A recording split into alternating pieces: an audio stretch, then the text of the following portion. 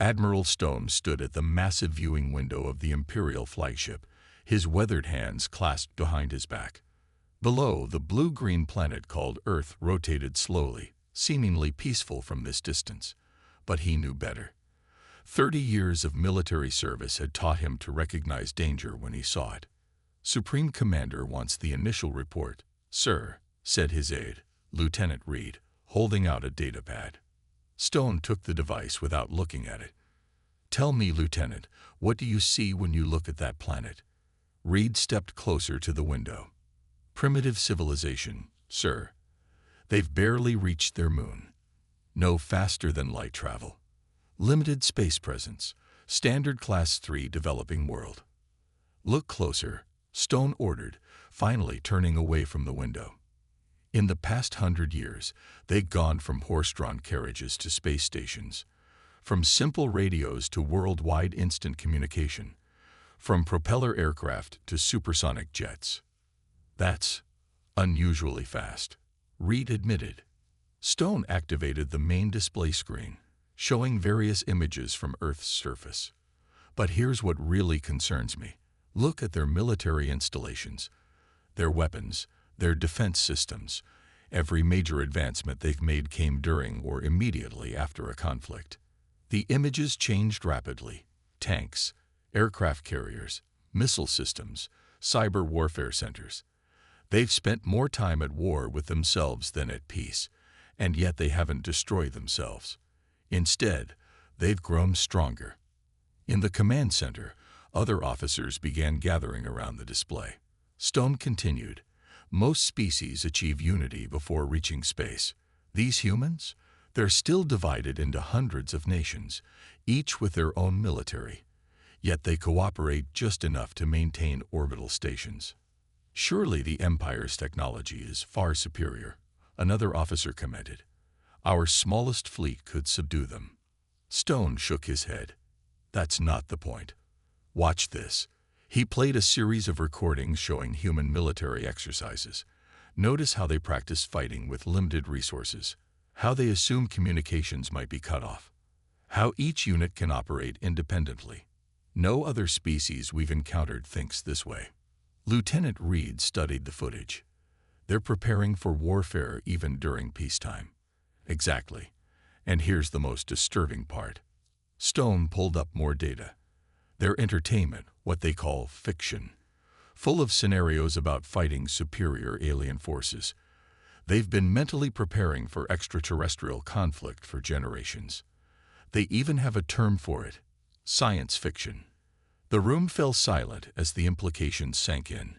Stone turned back to the window. "I submitted my recommendation to the High Council. We should establish peaceful contact. Offer trade, cultural exchange, anything but conflict." "The Council's response, sir?" Reed asked. Stone's expression hardened. "They've dismissed my concerns, called me an old fool frightened by primitives. They're sending the 7th Fleet to begin standard subjugation procedures next month." "But sir, that's just 3 warships for an entire planet. 3 warships have been enough for every other Class 3 world we've encountered." Stone's voice carried a hint of resignation. "The Council believes this will be a simple display of force followed by immediate surrender. Standard procedure." An alarm suddenly blared through the ship. Lieutenant Reed rushed to a console.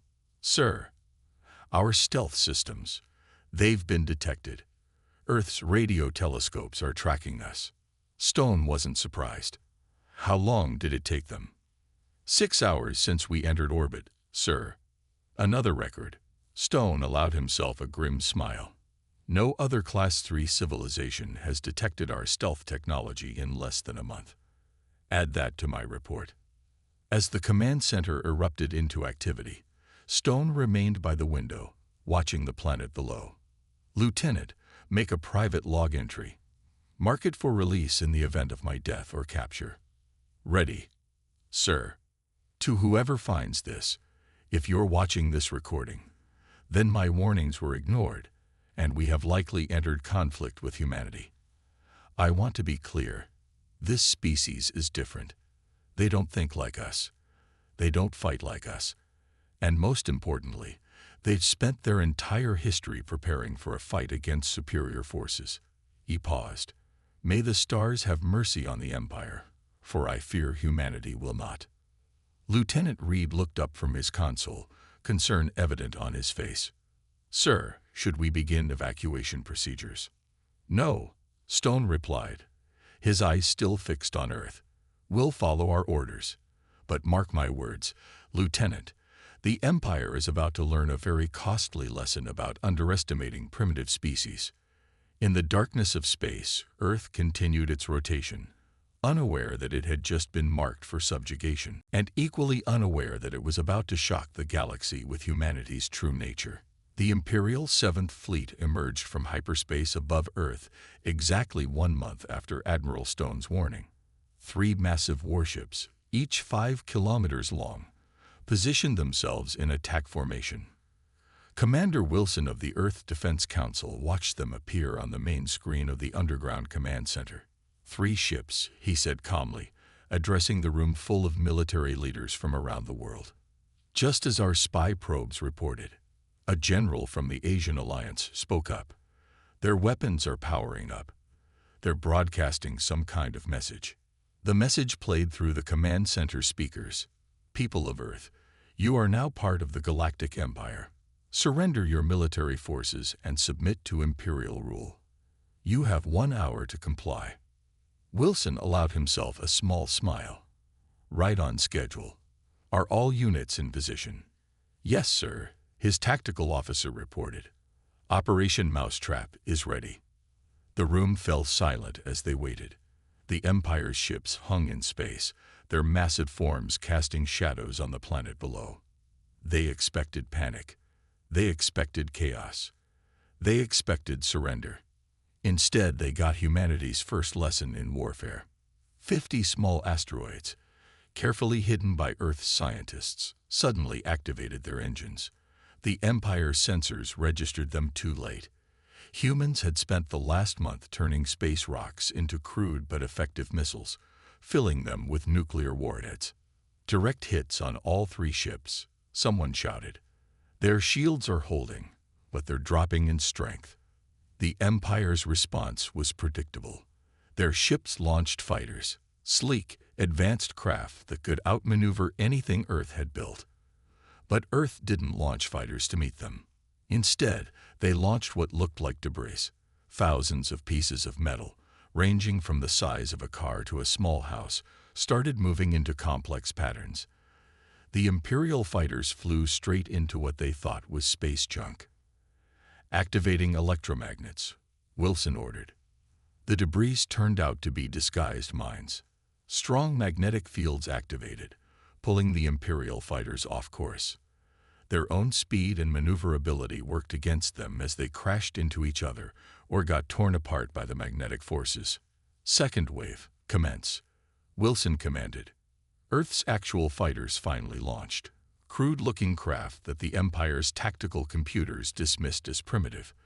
But these ships had been built with one purpose: to exploit the holes in Imperial shield technology that Earth had discovered by studying the wreckage of their spy probes. Status report, Wilson demanded. Imperial shields are failing on 2 ships, his tactical officer reported. Their energy weapons are incredibly powerful, sir, but their targeting systems can't handle our erratic flight patterns. Our pilots are flying completely manually, no computer assistance. The Empire's AI can't predict human unpredictability. Wilson nodded. This had been the key discovery during their month of preparation. The Empire relied too heavily on advanced technology. They'd forgotten the value of human instinct and chaos. The largest Imperial ship suddenly broke formation, trying to move into a better firing position. It was exactly what Earth had planned for. Activate the space mirrors, Wilson ordered.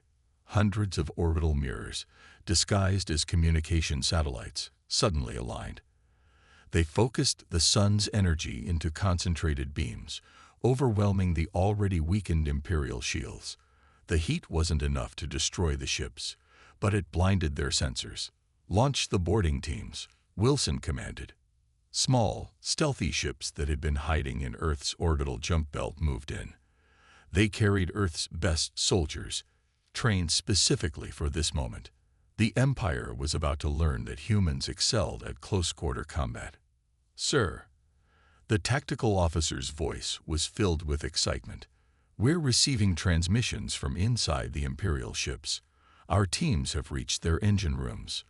Wilson watched as the massive Imperial ships started drifting, their engines shutting down one by one. "Send the message." The same speakers that had delivered the Empire's ultimatum now carried humanity's response. "To the Galactic Empire, your ships have been captured. Your crews are our prisoners.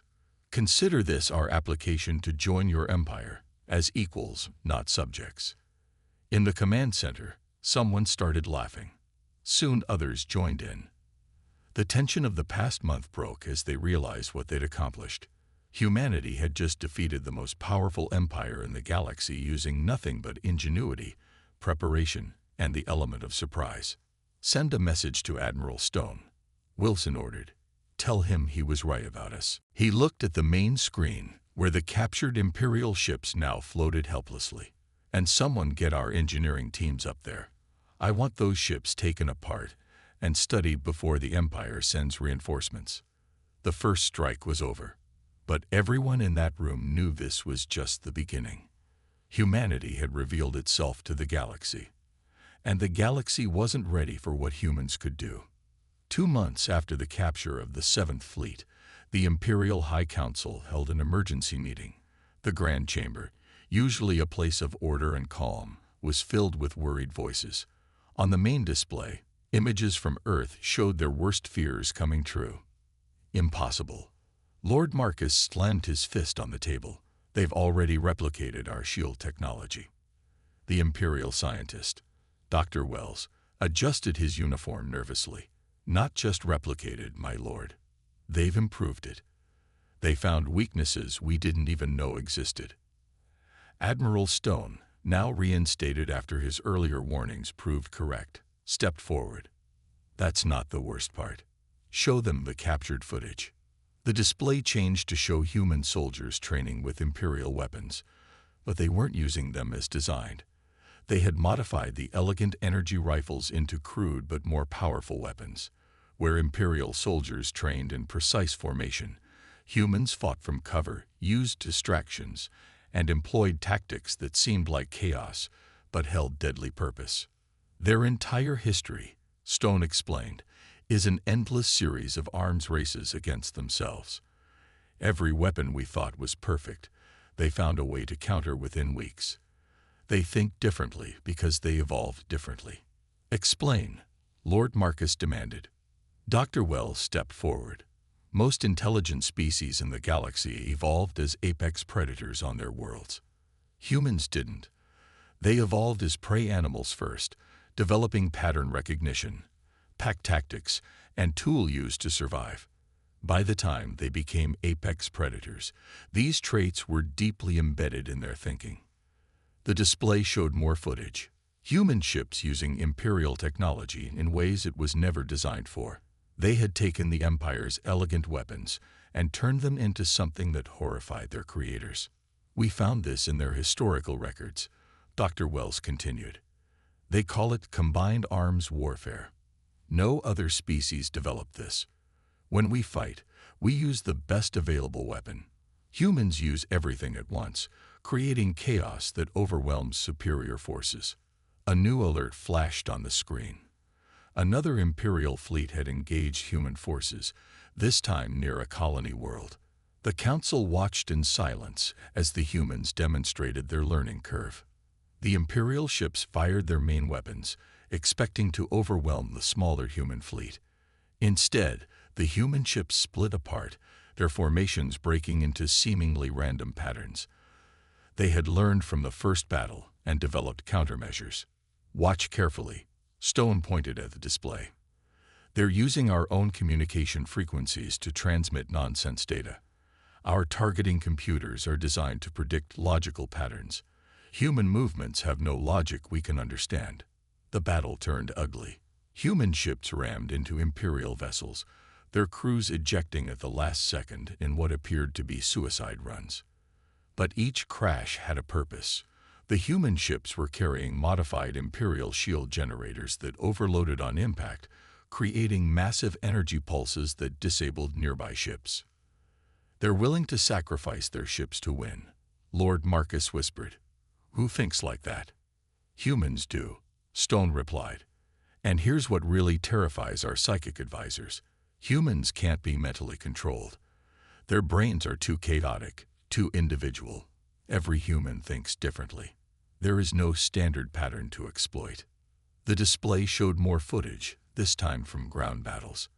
Human soldiers had learned that Imperial troops relied on complex battle computers, so they started using simple weapons alongside advanced ones, throwing rocks to trigger sensors, using smoke to blind optical systems, even reverting to primitive projectile weapons that Imperial shields weren't designed to stop. "My lords," Stone addressed the council formally, "we're not just losing battles. We're losing our technological advantage. Humans take our weapons, find their flaws, and turn them against us. They're not just learning. They're teaching their allies." The room fell silent as images showed other species beginning to adopt human tactics. The Empire's perfectly ordered galaxy was dissolving into chaos. "It gets worse," Dr. Wells added quietly. "We found their entertainment archives. They have thousands of stories about defeating alien invaders. They've been mentally preparing for this war for generations. Every defeat we suffer was imagined in their fiction centuries ago." Lord Marcus stood slowly. "How do we stop them?" Admiral Stone smiled grimly. "That's the real problem, isn't it? We taught the galaxy that superior technology wins wars. Humans? They believe the strongest weapon is the mind that uses it. And now they have our technology too." The council chamber erupted in argument, but Stone stood quietly, watching the battles continue on the display. The Empire was learning its lesson, but the cost was growing higher every day. And somewhere on Earth, humans were already planning their next surprise. General Baker walked through the captured Imperial shipyard, watching humans and aliens working side by side. 6 months into the war, and everything had changed. The massive facility, once a symbol of Imperial power, now served as humanity's greatest workshop.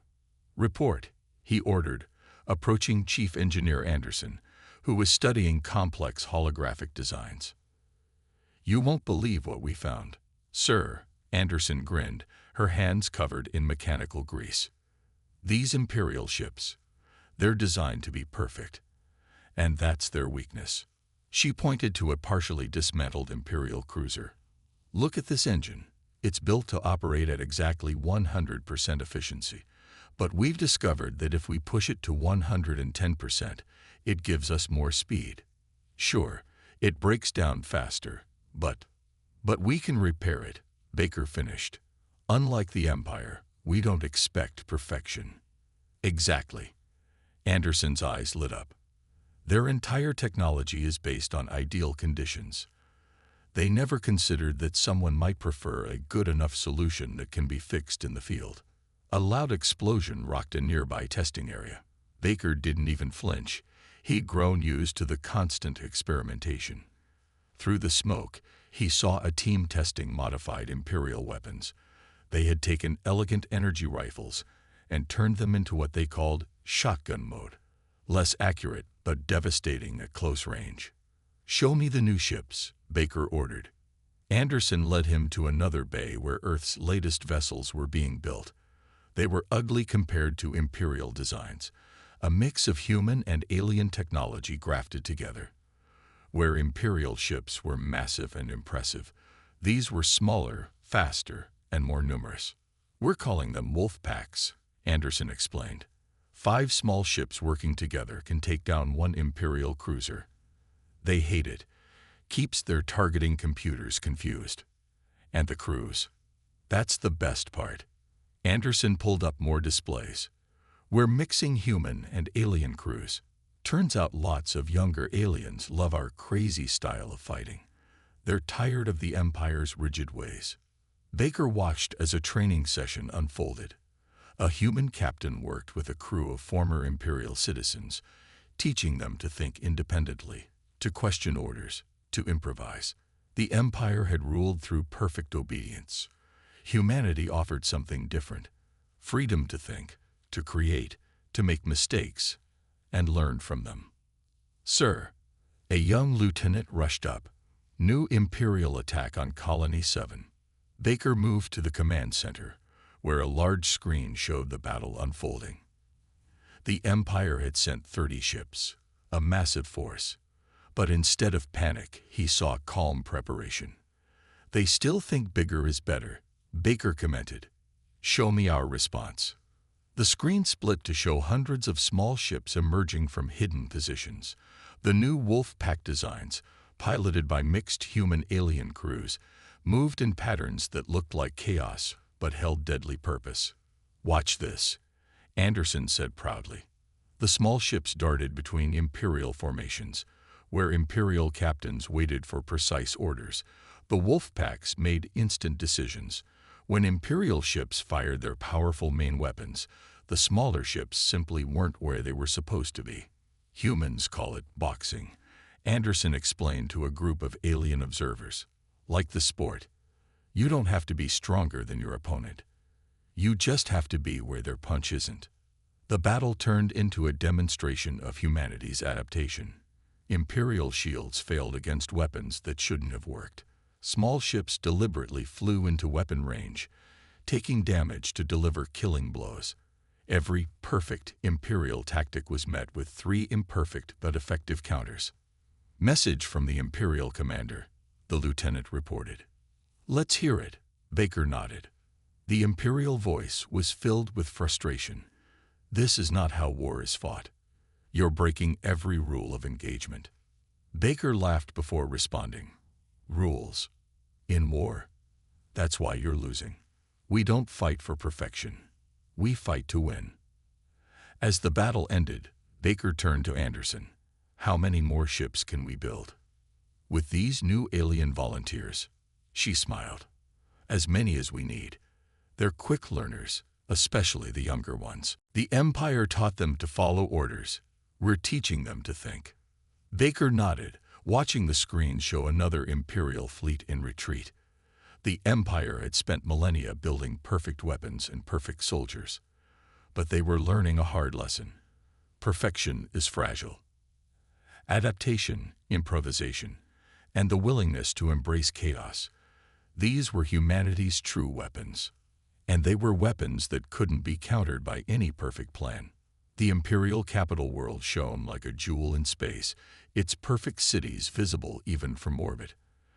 Admiral James watched it from the bridge of the Earth-ship Deception, hidden behind the planet's largest moon. After 8 months of war, humanity was ready to prove something extraordinary. "Status report," he ordered, his voice calm despite the historic moment approaching. "All ships in position," his tactical officer reported. "Operation Trojan Horse is ready." The plan was uniquely human, so obvious that the Empire would never expect it. Scattered across the system, 50 captured Imperial warships waited. Each was crewed by humans and allied aliens wearing Imperial uniforms. Perfect disguises, perfect forgeries, perfect timing.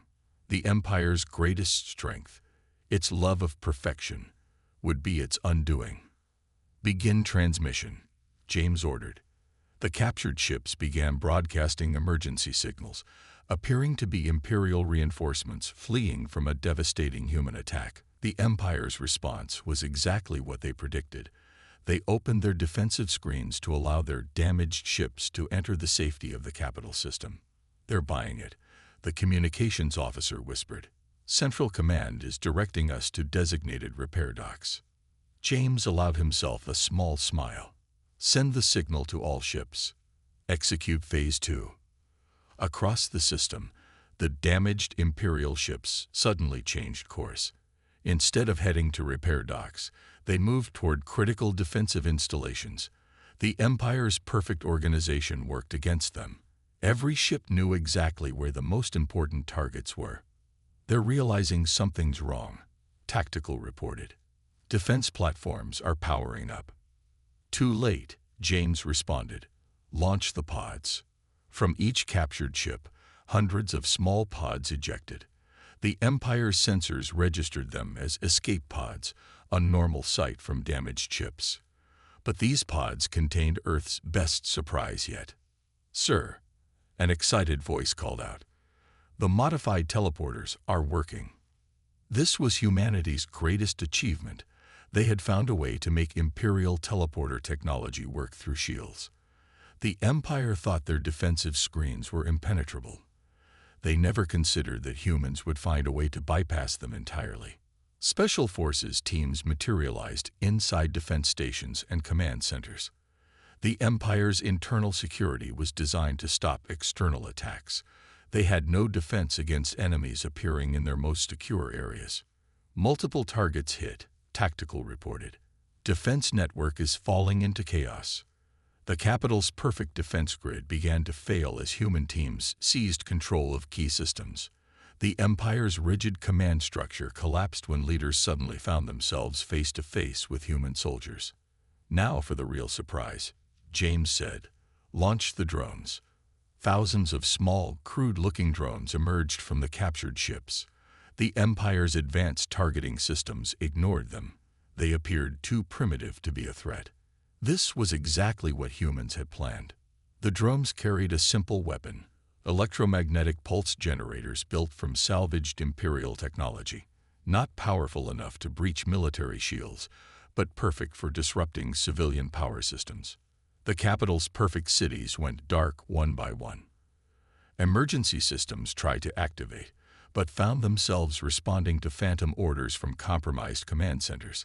The Empire's flawless organization turned into a perfect trap. "Sir," communications called out, "we're receiving surrender offers from 12 major city centers. The civilian government is asking for terms." James nodded. "Send them our message." Across the capital world, screens lit up with humanity's terms: immediate recognition of Earth's independence, full rights for all Empire citizens to choose their own government, and free exchange of technology and knowledge. "They're accepting," communications reported, surprise in their voice. "The Civilian Council is overriding military command." "Of course they are," James replied. "We just showed them something they've never seen before, a way to fight without destroying. The Empire expects enemies to either surrender to perfection or be destroyed by it. We're offering a third choice." Reports continued to flood in. Imperial worlds across the galaxy, watching the capital's defenses fail to human ingenuity, began declaring their independence. The perfect empire was transforming into something new. "Sir," his aide asked quietly, "why aren't we demanding more? We could rule the empire now." James shook his head. "Because that's what they would do. Humans learned long ago that the best victory isn't about ruling. It's about changing how your opponent thinks. We didn't just defeat their ships. We defeated their entire way of thinking about war and peace." As the capital world's lights began to come back on, James watched the sun rise over its perfect cities. The Empire had spent millennia building a perfect society. Humanity had shown them that perfection wasn't as strong as adaptation, that unity didn't require uniformity, and that the best victory was one where both sides could learn from each other. The Empire was about to learn its greatest lesson. Sometimes the strongest weapon is the willingness to offer peace from a position of strength. 1 year after the war began, the Imperial Palace hosted an unprecedented meeting. For the first time in Imperial history, humans sat at the High Council table. Commander Ryan walked through the grand halls, noting how the perfect marble floors now showed scuff marks from constant activity. The Empire was changing. The Imperial military refuses to stand down on 6 outer worlds. A young Imperial officer reported, his uniform missing its traditional decorations. "They're calling themselves the Pure Empire now." Ryan studied the star map showing the holdout systems. Unlike the old Empire, these rebels weren't fighting to win. They were fighting because they couldn't accept change. "How are the new joint patrols working?" Ryan asked. "Better than expected," the officer replied. showing footage of human and Imperial ships flying together. Our younger captains love learning human tactics. The older ones, he shrugged, they're retiring quickly. A commotion at the chamber entrance drew their attention. Admiral Stone walked in, now wearing a new uniform that combined Imperial and Earth designs. The old Imperial guards snapped to attention out of habit, then relaxed, another sign of changing times. You were right about everything, Ryan said to Stone. Hard to believe it was just a year ago that you warned them about us. Stone smiled. I was wrong about one thing. I thought humans would destroy the Empire. Instead, you're transforming it. The main display activated, showing scenes from across Imperial space. On some worlds, Imperial citizens were learning Earth sports and games. On others, humans were teaching their new allies about innovation and improvisation. The rigid walls of Imperial society were crumbling. Report from Earth Research Division, an aide announced. They've successfully combined Imperial energy systems with human aerospace designs. The new ships are smaller, faster, and more adaptable than anything the Empire ever built. And more importantly, Stone added, they can be repaired by their crews instead of requiring perfect factory conditions. The chamber filled with delegates from across the galaxy. Ryan noticed how the perfect rows of seats were now arranged in smaller groups, encouraging discussion instead of silent obedience. Even the architecture was changing. The pure Empire forces are attacking civilian targets in the Outer Rim, Tactical reported suddenly. They're trying to prove that the old ways were better. Ryan watched the tactical display, seeing the rebel Imperial ships moving in perfect formation. 1 year ago, such a sight would have terrified any opponent. Now it just looked predictable. Send in the wolf packs, he ordered, and activate Operation Shadow. The response was everything humanity had learned to be. Small fast ships darted between the rebel formations, disrupting their perfect patterns. But the real surprise came from behind. Civilian transport ships suddenly dropped their disguise, revealing hidden weapons. They never learn, Stone commented. They still think military ships are the only threat. They forget that humans can turn anything into a weapon if needed. The rebel forces broke formation for the first time, their perfect tactics useless against attacks coming from all directions. Their commanders, trained to follow strict protocols, found themselves facing opponents who rewrote the rules of engagement with every passing minute. Incoming transmission from the rebel flagship, communications announced. Let's hear it, Ryan nodded. This is outrageous. The rebel commander's voice shook with anger. You're using civilian ships as weapons. You're mixing combat formations. This isn't how war works. Ryan pressed the respond button. You're right. This isn't how war worked in the Empire. That's why the Empire lost. War isn't about following rules. It's about protecting people. Something you forgot when you started attacking civilians. The rebel ships began surrendering one by one. Their crews, seeing how easily their perfect tactics were countered, realized they were fighting for a dead dream. Interesting, Stone observed. They're surrendering faster than expected. Ryan nodded. Because they finally understand. The Empire taught them that imperfection meant weakness. We showed them that adaptation means survival. As reports of surrender continued to arrive, Ryan watched the new joint fleet moving through space. Imperial ships now flew in irregular patterns, their crews learning to think independently. Human ships had incorporated Imperial technology, but used it in ways its creators never imagined. The breaking point wasn't just military, was it? Stone asked quietly. No, Ryan agreed. It was philosophical. The Empire believed in perfect order. Humanity showed them that the strongest system is one that can adapt and change. The last rebel ship surrendered, its crew requesting asylum with the new joint fleet. The old Empire had finally run out of defenders. The age of perfect order was over, replaced by something more chaotic, more adaptable, and ultimately more alive. Humanity hadn't just won a war. They had won the right to show the galaxy a new way of thinking. 5 years after the first Imperial ships appeared above Earth, Dr. Wells stood before the new Galactic Council. The chamber, once a symbol of imperial perfection, now buzzed with diverse voices. Representatives from Earth sat alongside former imperial worlds, their differences visible but their purpose united. "Begin your presentation, Doctor," the council head spoke. Unlike the old empire, leadership now rotated between worlds. 5 years ago, Wells started, activating the main display. "We thought humans were primitives. Today, I'm here to explain why we were more wrong than we knew." The display showed Earth's evolutionary history. We assumed humans were like us, evolved as apex predators. We were wrong. Humans evolved as prey first. They spent millions of years being hunted before they became hunters. Images of ancient Earth appeared, showing early humans facing massive predators. This is why they think differently. When you evolve as an apex predator, you learn to be perfect at what you do. When you evolve as prey, you learn to adapt, to change, to survive against superior forces. The council chamber fell silent as Wells continued. But here's what makes humans truly unique. They didn't stop evolving when they became apex predators. They kept changing, kept adapting. Every time they mastered their environment, they found new challenges to overcome. "Is this why their technology developed so differently?" an alien representative asked. "Exactly," Wells nodded. "Look at how they modify our perfect imperial technology."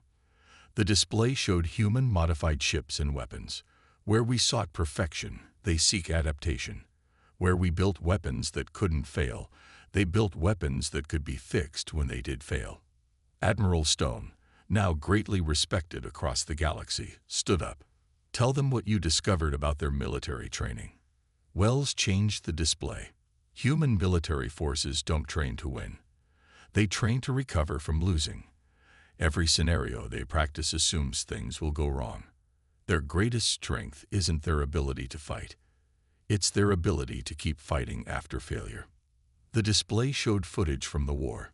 Imperial forces fighting with perfect precision, being defeated by human unpredictability.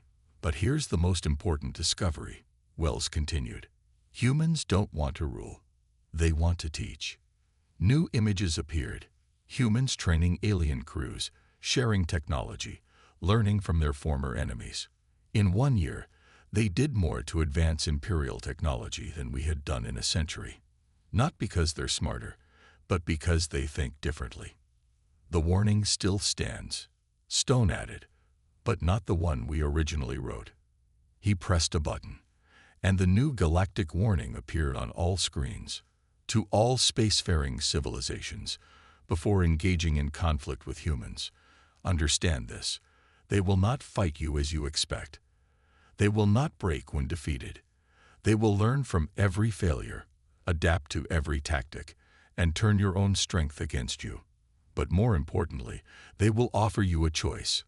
Join them in learning, growing, and changing, or face them alone and unchanging. The Empire chose to fight them. We learned our lesson. Now we stand with them, not because they conquered us, but because they showed us a better way to exist. This is not just a warning to avoid war with humans. It is a warning that encountering humans will change you, whether you want it or not. They are not the strongest, the most advanced, or the most numerous. They are something far more dangerous. They are the ones who never stop learning. Wells looked across the chamber. 5 years ago, we came to teach humans their place in the galaxy. Instead, they taught us that having a fixed place, a perfect order, was our greatest weakness. The chamber erupted in discussion, representatives from hundreds of worlds sharing their experiences. Some talked about new innovations born from human chaos theory. Others discussed how their societies had become more adaptable, more alive. There's one final thing. Wells raised his voice over the crowd. We've detected signals from other galaxies.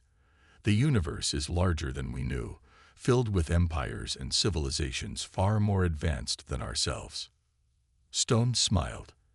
And that's exactly why we need humans. Because when those civilizations find us, they'll expect perfect order, perfect tactics, perfect responses. Instead, they'll find something far more powerful, a galaxy that has learned to adapt, to change, to evolve. And so, Wells concluded, the greatest empire in our galaxy's history didn't end in fire and destruction. It ended in transformation. Because humans taught us something we had forgotten in our quest for perfection. The most perfect system is one that never stops changing. The warning would spread across space, carried by ships of all designs, crewed by beings of all species. But it wasn't really a warning anymore. It was an invitation to join in humanity's endless journey of adaptation and change. The age of perfect empire was over. The age of endless evolution had begun.